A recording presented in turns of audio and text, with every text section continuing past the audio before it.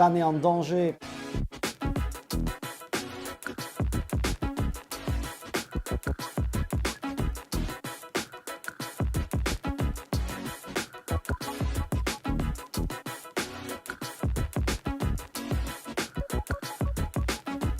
Cannes est en danger parce qu'en effet, les nouveaux festivals forme américaine attirent plus le business, les marchands comme nous, et que Cannes résiste incroyablement bien à ça.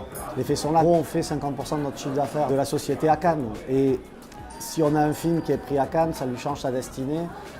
Et si on n'est pas pris, c'est une mauvaise nouvelle, ça reste ça. Le monde entier veut venir à Cannes. Les critiques à Cannes aujourd'hui, elles viennent de journalistes qui sont vexés de ne plus pouvoir voir les films le matin avant tout le monde. Elles viennent de gens qui disent « Ah, il n'y a pas assez de stars », mais c'était les mêmes qui disaient « Il y a trop de stars, il y a pas longtemps ». Le problème, c'est que Cannes est fait pour être critiqué. Ça reste le plus grand festival du monde. Le problème, c'est qu'en effet, il y a cette agressivité de journalistes qui n'est agressive qu'à Cannes.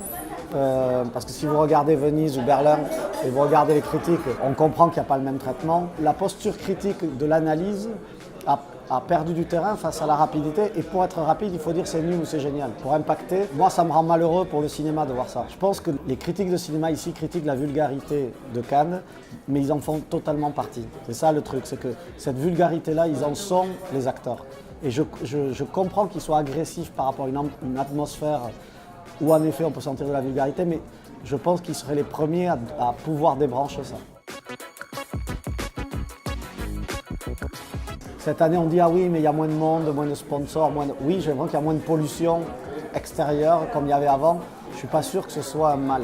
À Cannes, il faut venir avec des films qui n'ont pas de notoriété. C'est-à-dire Cannes est une caisse de résonance pour des films qui n'ont pas de notoriété. Nous on avait le film égyptien, Yom Eddin, qui était ici. Bon, mais c'est un conte de fait pour le réalisateur. Il a 32 ans, c'est son premier film, il vit à Cannes. Pour lui, c'est que des choses positives. Où la presse est très divisée, si vous regardez les critiques, la projection publique a été un moment de générosité, de partage, c'était ultra émouvant la projection du soir. Et c'est bien qu'on l'ait eu dans cet ordre-là.